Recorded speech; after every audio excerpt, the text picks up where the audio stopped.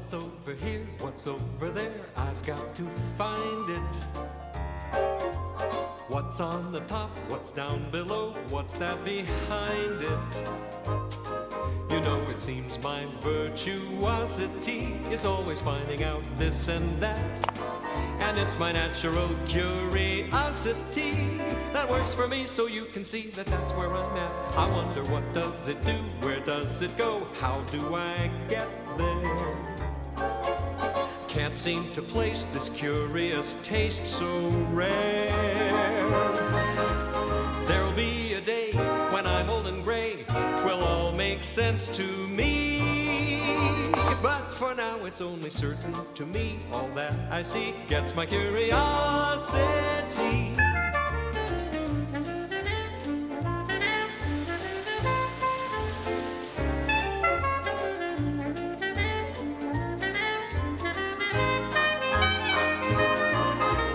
There'll be a day when I'm old and gray, 'twill all make sense to me.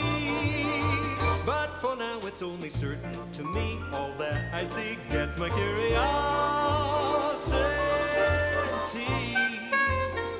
My curiosity, it's certain to me. My curiosity.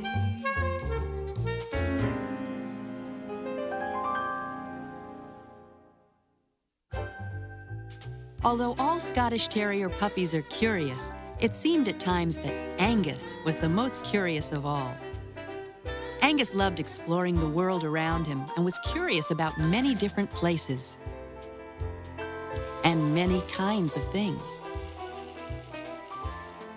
But he was especially curious about the two friendly people who came to see him one day and where they were taking him. Angus went with the man and woman on a long, bumpy ride in a big, noisy thing that made all sorts of curious sounds.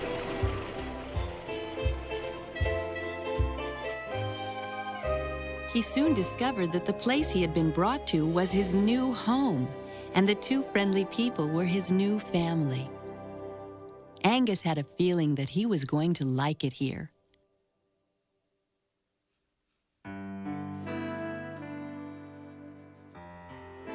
As Angus grew, so did his curiosity.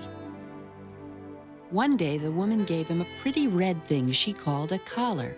Angus didn't know what the collar was for. He just knew it made him feel special. He noticed that the little dog in the mirror had a red collar, just like his. Angus loved his new home. It was filled with many different things. There were things that followed him even when he was finished playing. There were things that came apart when he shook his head.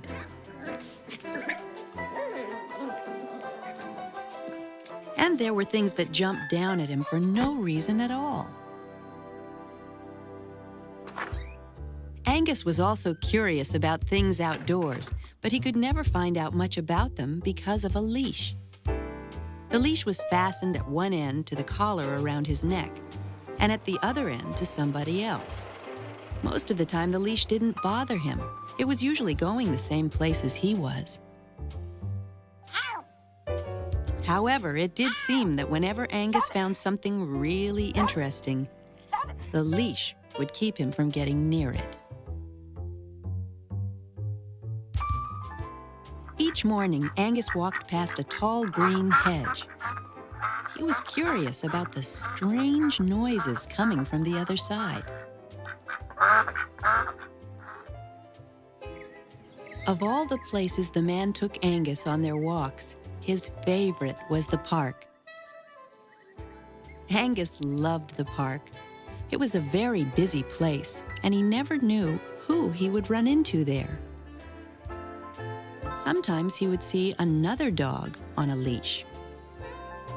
Angus wondered if the big dog knew what was making the curious sounds on the other side of the tall green hedge. If only he could get rid of this bothersome leash.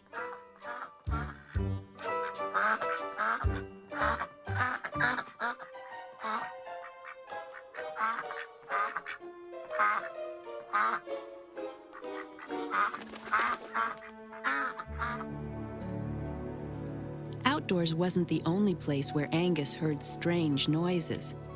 Sometimes in the evenings, he could hear unusual sounds coming out of a large wooden box.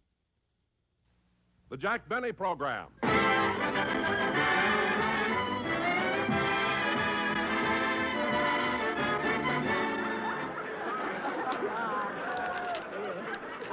Jack. What? That baby is so cute. Yeah. Listen to that.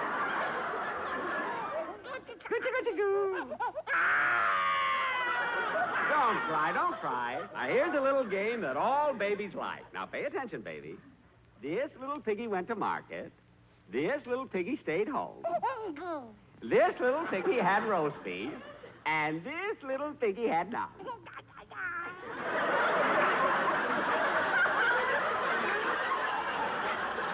And this little piggy went wee, wee, wee, wee, wee, wee, wee. Jack, we've got a long walk yet. Let's get going. Okay. Wait till I put my shoe on.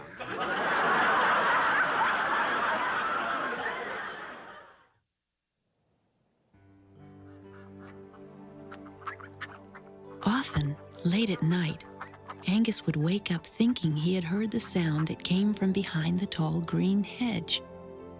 But he was never really sure if it was just something he was dreaming about or if the sound had been real.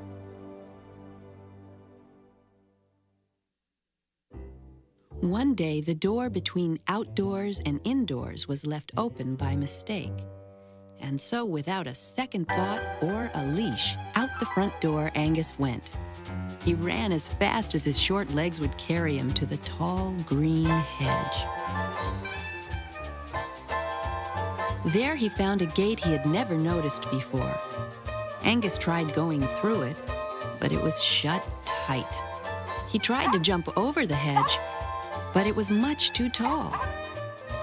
Perhaps if he tried pushing the gate just a bit harder. There, directly in front of him, were two of the oddest-looking creatures Angus had ever seen. He thought they might be fun to play with, so Angus ran to meet them. But when one of the ducks flapped its wings, he wasn't so sure. The ducks seemed to be almost as curious as Angus. Finding the dog rude, the two ducks waddled away. Angus followed after them. The ducks stopped by a watering trough under a big shady tree. Angus watched as each duck took a long drink of cool, clear water. By now, Angus was quite thirsty himself.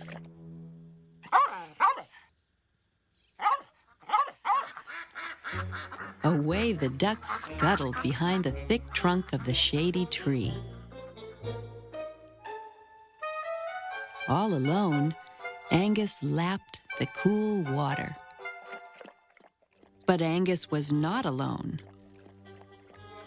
The ducks were quite unhappy about their uninvited guest. They talked it over and decided to teach him a lesson for drinking from their watering trough.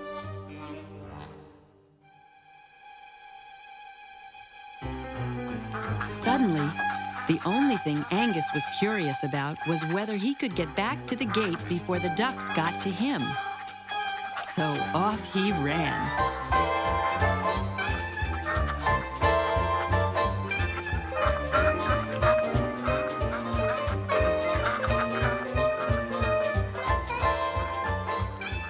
Angus scrambled out the gate and headed for home, leaving the two angry ducks far behind.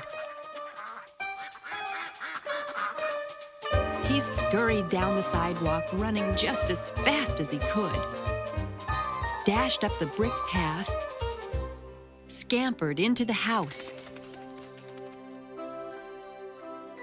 crawled under the sofa, and for exactly 3 minutes by the clock, Angus was not curious about anything at all.